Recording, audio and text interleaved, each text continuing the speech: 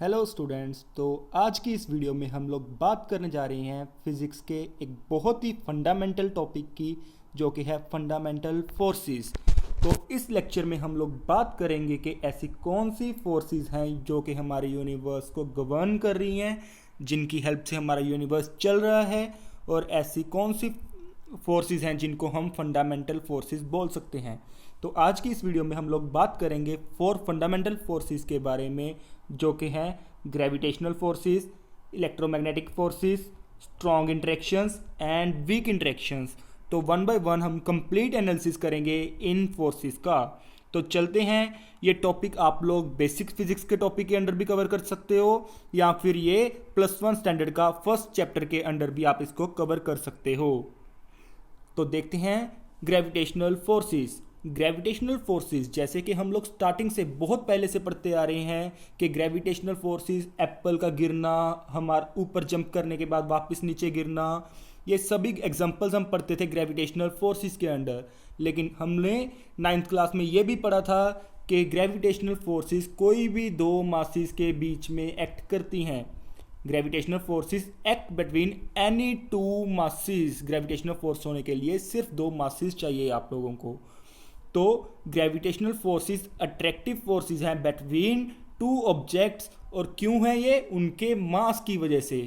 तो ये universal force है। यूनिवर्सल फोर्स बोलने का मतलब ये है कि ये फोर्स पूरे यूनिवर्स में लगती है। बस कंडीशन क्या है कि बॉडी के पास मास होना चाहिए। जिन भी बॉडीज के पास मास होगा उनके पास ग्रेविटेशनल फोर्स उन पे अप्लाई होगी ही होगी।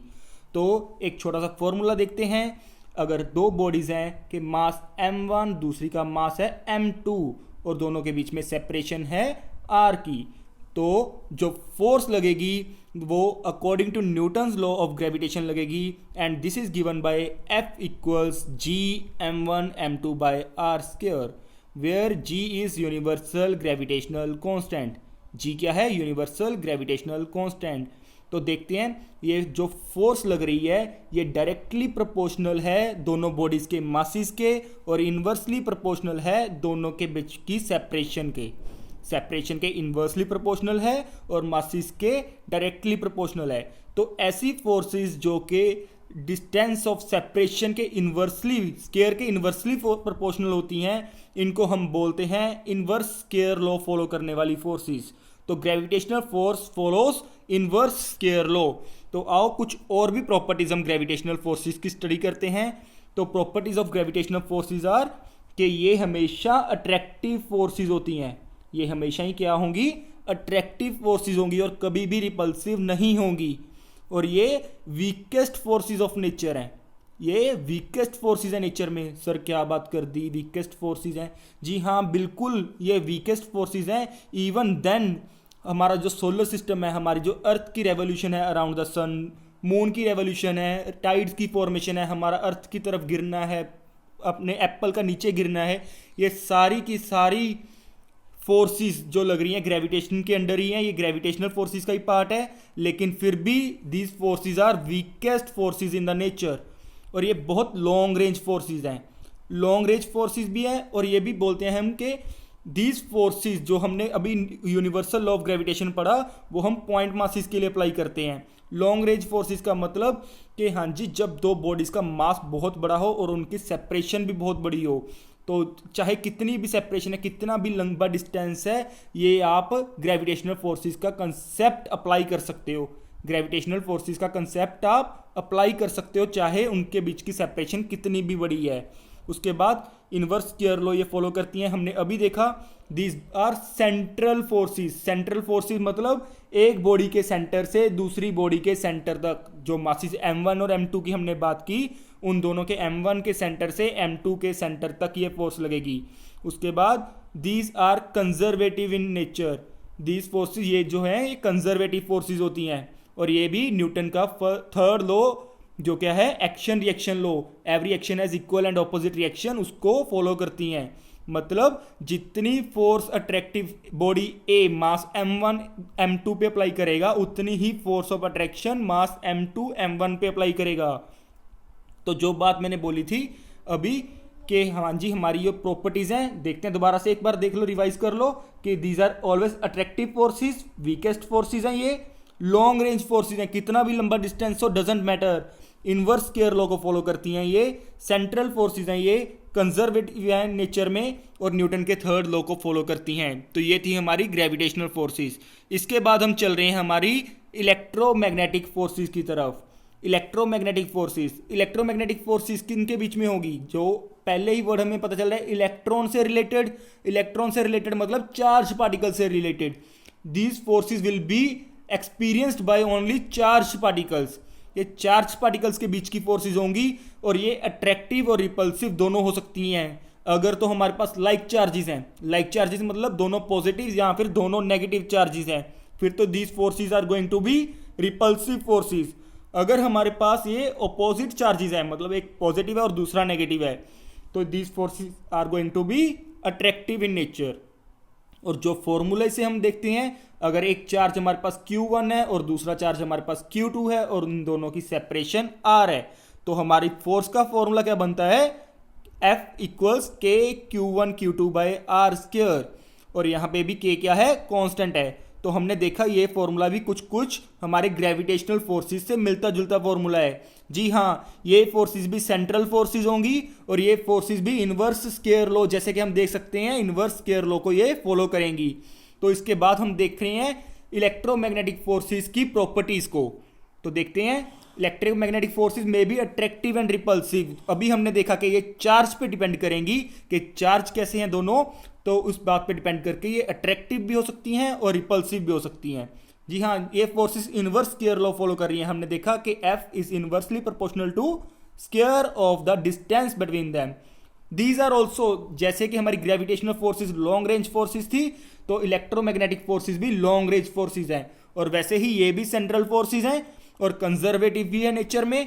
और जो इनका फील्ड पार्टिकल है, मतलब जो इलेक्ट्रोमैग्नेटिक फोर्सेस को कैरी करते हैं पार्टिकल्स, वो हैं फोटॉन्स।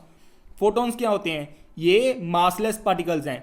मासलेस पार्टिकल जब ये रेस्ट पे होते हैं तब ये मासलेस होते हैं, और फोटॉन्स जो हैं ये कैरी करते हैं अपने साथ। जैसे कि हम लाइट पार्टिकल्स को बोलते हैं, लाइट पार्टिकल्स को हम छोटे छोटे पैकेट्स होते हैं, इनको हम लाइट पार्टिकल्स को हम फोटॉन्स बोलते हैं। तो light is also electromagnetic wave. तो जो इलेक्ट्रोमैग्नेटिक वेव का फील्ड पार्टिकल है दैट इज अ फोटोन। तो इसके बाद हम चल रहे हैं हमारी नेक्स्ट टाइप की फोर्सेस की तरफ, जो कि हैं स्ट्रॉन्ग न्यूक्लियर फोर्सेस। इनको समझना बड़ा ही ज़रूरी है। और ये स्ट्रॉन्ग न्यूक्लियर फोर्सेस जो हैं ये शॉर्ट रेंज फोर्सेस हैं। इनको समझने के लिए पहले हमें एटम की तरफ दोबारा से ध्यान देना पड़ेगा कि हमारा एटम का स्ट्रक्चर कैसा होता है। हमारे एटम के बीचों बीच एक 10⁻⁻15 मीटर के जो रेडियस है, जो कि हमारे क्या है, एटम का न्यूक्लियस है। हम बात कर रहे हैं एटम और एटम के अंदर एटम का न्यूक्लियस। तो जो एटम का न्यूक्लियस है उसके अंदर क्या प्रेजेंट है? हमें पता है न्यूक्लियस एक हाईली डेंस, न्यूक्लियस की डेंसिटी बहुत ज़्यादा होती है। और न्यूक्लियस के अंदर क्या प्रेजेंट है हमारे पास? Protons and neutrons. प्रोटॉन्स के ऊपर पॉजिटिव चार्ज और न्यूट्रॉन्स के ऊपर कोई भी चार्ज नहीं है। तो हमने अभी देखा था कि पॉजिटिव चार्ज क्या करेंगे? रिपेल करेंगे। तो प्रोटॉन्स को भी एक न्यूक्लियस के अंदर रिपेल करना चाहिए, लेकिन हम देखते हैं कि न्यूक्लियस स्टेबल है।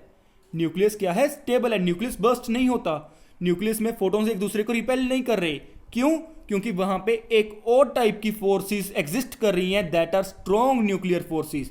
और जो ये स्ट्रॉन्ग न्यूक्लियर फोर्सेस हैं these are about 100 times greater than electromagnetic forces.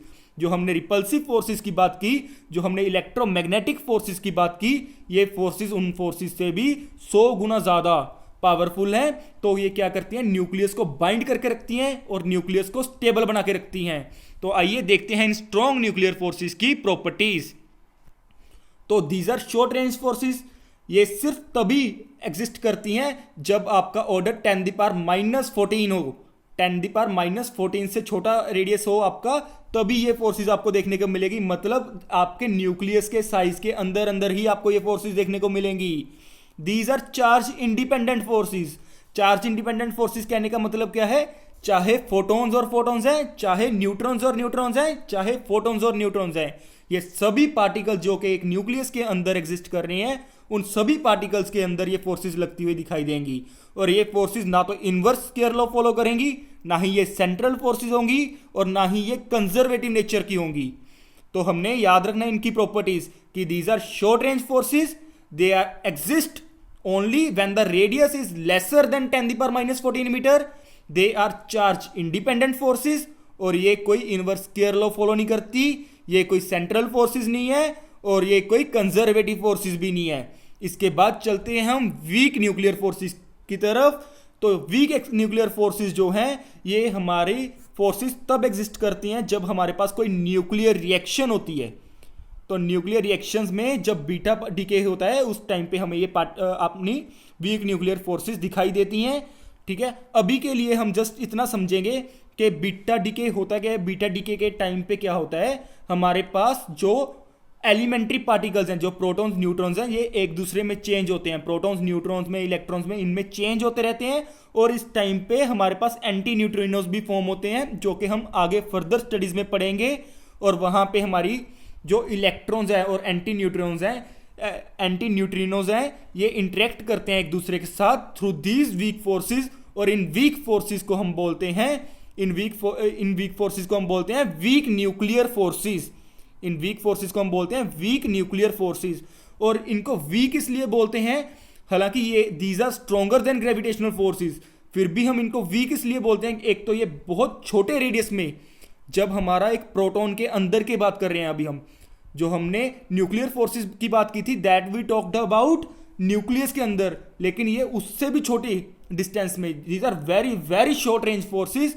और इस वजह से हम इनको वीक न्यूक्लियर फोर्सेस बोलते हैं। और ये इलेक्ट्रोमैग्नेटिक फोर्सेस की कंपैरिजन में, और ये आपकी स्ट्रॉन्ग न्यूक्लियर फोर्सेस के कंपैरिजन में बहुत ज़्यादा वीक होती हैं।